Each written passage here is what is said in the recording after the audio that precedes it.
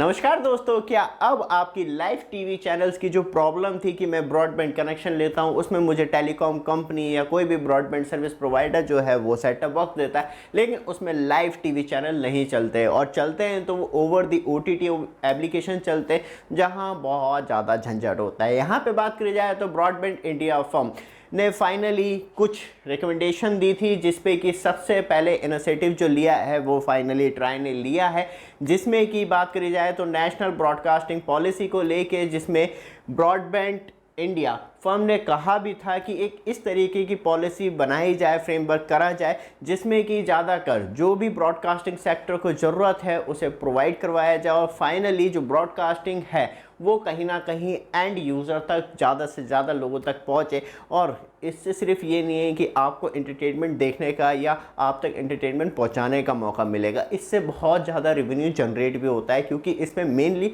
Advertising base होता है, तो यहाँ पे रेवेन्यू बहुत अच्छी तरीके से जनरेट होता है। लेकिन प्रॉब्लम यही है, तब तक इसे प्रॉपर तरीके से फुल पोटेंशियल के साथ अनलॉक नहीं किया जाएगा तो तब तक हम ये कहें कि ब्रॉडकास्टिंग जो है वो हर किसी व्यक्ति के पास ईजिली पहुँच जाए। अभी आपको ये भी मालूम चलेगा क्या क्या बात की जाए तो अभी आपको लाइव टीवी चैनल दिखाने के लिए या बात किया जाए तो ब्रॉडकास्टिंग करने के लिए कौन कौन से साधन उपलब्ध हैं, क्योंकि यहाँ पे सबसे ज़्यादा इम्पॉर्टेंट है इंडिया की पोजीशन की वो तब फुल पोटेंशियल से वर्क करेगा तो इंडिया ग्लोबल लीडर बन सकता है ब्रॉडकास्टिंग सेक्टर में, जिसमें कि आने वाले जो भी स्टेप है वो बहुत ज़्यादा इम्पॉर्टेंट होंगे टेलीकॉम सेक्टर के लिए। साथ में बात करी जाए तो स्पेशली ब्रॉडकास्टिंग सेक्टर के लिए। बट आप हमारे चैनल पे फर्स्ट टाइम आए, चैनल को सब्सक्राइब, वीडियो को लाइक जरूर कीजिएगा रेगुलर अपडेट के लिए, क्योंकि यहाँ पे अभी रिसेंटली टेली कम्युनिकेशन एक्ट 2023 लाया गया था, जिसमें कि उसमें प्रपोजल रखा गया था नेशनल ब्रॉडकास्टिंग पॉलिसी को लेके, जिसमें साफ तौर पे ये कहा गया था ओटीटी एप्लीकेशन कभी भी ब्रॉडकास्टिंग सर्विस नहीं बन सकती इंडिया में। और जिस तरीके से बात की जाए तो जो भी टेलीकॉम सर्विस आपको ब्रॉडबैंड सर्विस प्रोवाइड करवा रही है या कोई भी सर्विस प्रोवाइडर है, मैं सिर्फ ये नहीं कह रहा कि जियो होगा, एयरटेल होगा या वीआई भी अपनी प्रोवाइड करवाता है टाई अप करके, या छोटे ब्रॉडबैंड सर्विस प्रोवाइडर हो गए, तो वहाँ पे उनकी सबसे बड़ी प्रॉब्लम यही हो जाती है कि वो लाइव टीवी चैनल प्रोवाइड नहीं करवा पाते, क्योंकि ओटीटी की कॉस्ट बहुत ज़्यादा बैठ जाती है।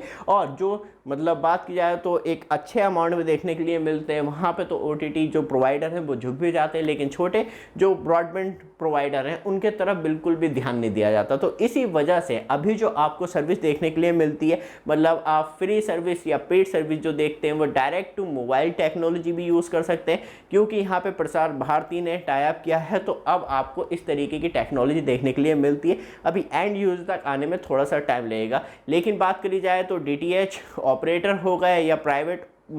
बात की जाए तो कंपनियां हो गई या डीडी फ्री डिश हो गई या पे टीवी सर्विस हो गई, तो इस तरीके की सर्विस अभी आप तक पहुंच पाती है। लेकिन सबसे बड़ी जो प्रॉब्लम थी, क्या हमारी जो डिजिटल लाइव टीवी चैनल की ब्रॉडकास्टिंग है वो, मतलब आप ब्रॉडबैंड कनेक्शन ले रहे हैं, कोई भी आपको सेटअप बॉक्स प्रोवाइड करवा रहा है, तो क्या वो प्रॉब्लम सॉल्व हो पाएगी? क्योंकि इंडिया में आपको 3 दिग्गज टेलीकॉम ऑपरेटर देखने के लिए मिलते हैं, जिसमें कि कस्टमर्स को भी बेनिफिट होगा और मार्केटिंग स्ट्रेटजी को भी फ़ायदा होगा, जिससे कि ज़्यादा से ज़्यादा लोगों तक पहुँच पाएगी एडवर्टाइजिंग वाली जो हमने बात की थी। और ये सिर्फ ब्रॉडकास्टिंग से ये फ़ायदा नहीं होगा कि आप तक सिर्फ कंटेंट पहुंचाया जाएगा, क्योंकि यहाँ पे 2030 तक जो एक्सपेक्टेशन लगाई जा रही है 12% जो होगा वो ब्रॉडकास्टिंग सेक्टर होगा इंडिया की डिजिटल इकोनॉमी का पार्ट। तो यहाँ पे सिर्फ एक सेक्टर को फ़ायदा नहीं पहुँच रहा, गवर्नमेंट ऑफ इंडिया को भी पहुँच रहा है, यूज़र्स को भी पहुँच रहा है, मार्केटिंग को भी पहुँच रहा है, और जो सर्विस प्रोवाइडर है उसे भी बेनिफिट पहुंच रहा है। लेकिन अभी सबसे बड़ी प्रॉब्लम यह है जो ब्रॉडकास्टिंग है वो ओवर द डिजिटल टीवी नहीं दी जाती है, दोनों जो राइट्स हैं वो अलग अलग इंडिविजुअल है। अब किसी ने ओटीटी एप्लीकेशन के द्वारा टाई अप कर रखा है किसी चैनल का, तो वो उसी ओटीटी चैनल के ऊपर ही आपको लाइव टीवी चैनल प्रोवाइड करवाती है।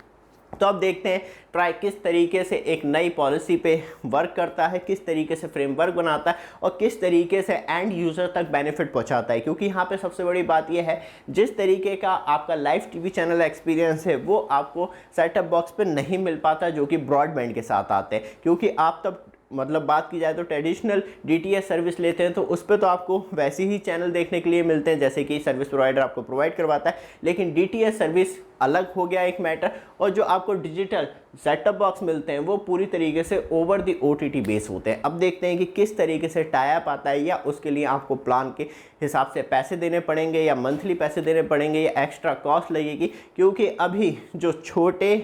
सर्विस प्रोवाइडर हैं, या बात की जाए तो जो अभी पॉपुलर सर्विस प्रोवाइडर हैं, वो किस तरीके से मैनेज करके कस्टमर्स को एक अच्छा बेनिफिट पहुंचा पाएंगे ब्रॉडकास्टिंग सेक्टर में, वो भी देखने वाली बात होगी। जैसी कोई नई अपडेट आती है उसके लिए एक छोटा सा काम जरूर कीजिएगा, चैनल को सब्सक्राइब, वीडियो को लाइक जरूर कीजिएगा। धन्यवाद।